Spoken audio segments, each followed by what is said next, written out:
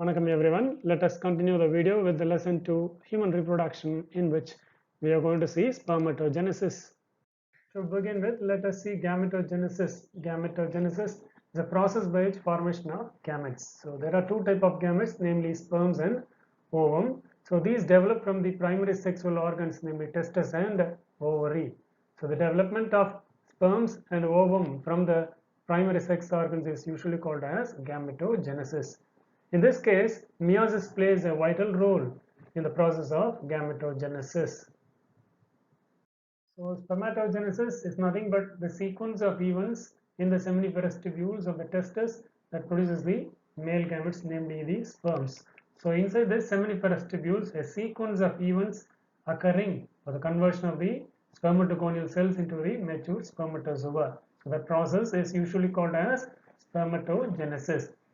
During the development of the primordial germ cells migrate into the testes and become immature germ cells called the sperm mother cells or the spermatogonia in the inner surfaces of the seminiferous tubule. So once this is said to be the wall of the seminiferous tubule, and inside this wall of the seminiferous tubule there are certain cells what are called as the sperm mother cells or the spermatogonial cells.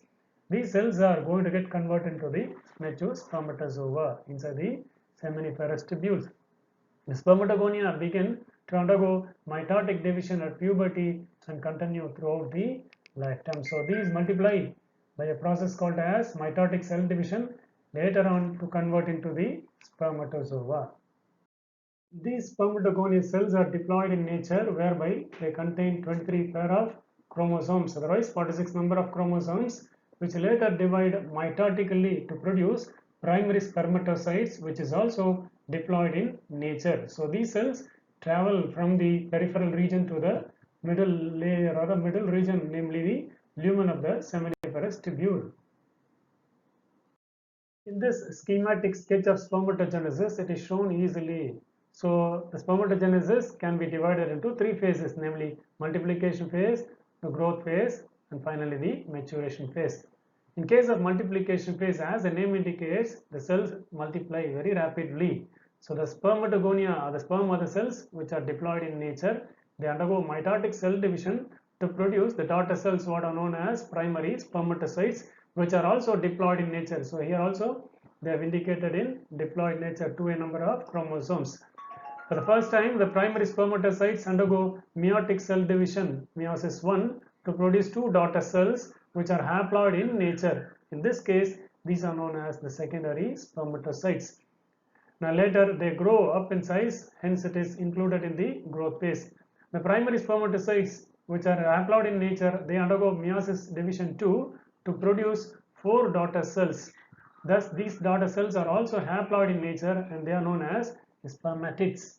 The spermatids later undergo a process what is called as spermiogenesis. Is nothing but the conversion of the spherical type of cells into a structure of the human sperm. So such a process is called as spermiogenesis, and the spermatid is converted finally to the spermatozoa. So that phase is usually called as the maturation phase. So that some of the primary spermatocytes undergo first meiotic division to form the secondary spermatocytes, which are haploid, about a 23 number of chromosomes each.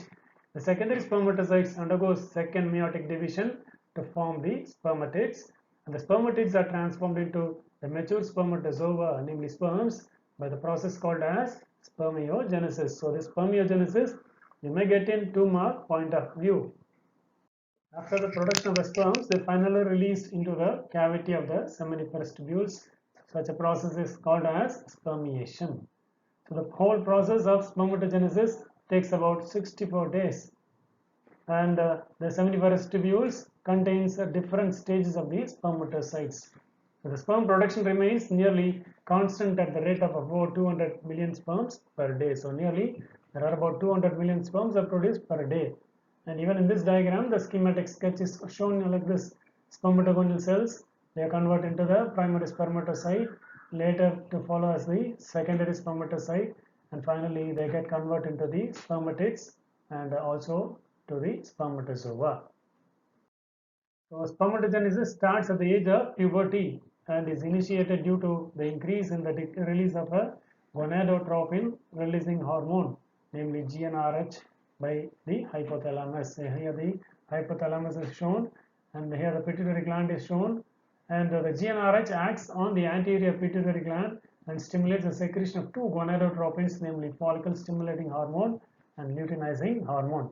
The anterior lobe of the pituitary gland secretes the gonadotropins, namely two hormones, FSH and LH, the follicle stimulating hormone and the luteinizing hormone. So follicle stimulating hormones are responsible for the testis growth, and it also enhances the production of the androgen binding protein by the Sertoli cells and help in the process of spermiogenesis, whereby converting the spermatids into the mature spermatozoa. And whereas LH acts on the Leydig cells and stimulates the synthesis of testosterone, which in turn stimulates the process of spermatogenesis. So the next is happen to be structure of human spermatozoon. So the diagram is shown here. The human sperm is microscopic, flagellated and motile gamete. So they are usually microscopic in nature. They do have a presence of the flagella-like structure at the back region, and they are motile in nature. Motile in the sense capable of moving. So the whole body of the sperm is enveloped by the plasma membrane. The complete sperm cell is usually covered by the plasma membrane all over the body, and they are divided into three distinct regions, namely head, middle piece and the tail region. The head comprises of two parts, namely acrosome and the nucleus. So first let us consider regarding the head. The head is usually made up by the acrosome at the tip, and finally it is centrally situated nucleus in the center of the head region. So acrosome is a small cap-like pointed structure present at the tip of the nucleus. So at the tip of this nucleus we could find a cap-like structure over the nucleus. This cap-like structure is called as a acrosome, and is formed mainly by the Golgi body of the spermatid. So the acrosome is usually formed by the Golgi body of the cell. The acrosome produces an enzyme proteolytic in nature called as hyaluronidase, which is also commonly called as sperm lysine. So this hyaluronidase is responsible for the penetration of the sperm into the ovum during the time of fertilization. And the nucleus is flat as well as oval in shape, and the neck is very short and is present between the head and the middle piece. There is a very short neck between the head and the middle piece. So usually the neck contains the proximal centriole, one here, followed by the second centriole known as the distal centriole. The proximal centriole is responsible for the first division of the zygote. So the zygote divides into two blastula cells. At that time the proximal centriole is responsible, whereas the distal centriole is responsible for the axial filamentation formation. So the middle piece possesses mitochondria, which is spirally twisted around the axial filament called the mitochondrial spiral or Nebenken. So this is said to be the middle piece. This middle piece contains a spirally twisted mitochondria. Such a type of mitochondria, spirally twisted, is usually called as the Nebenken in human beings.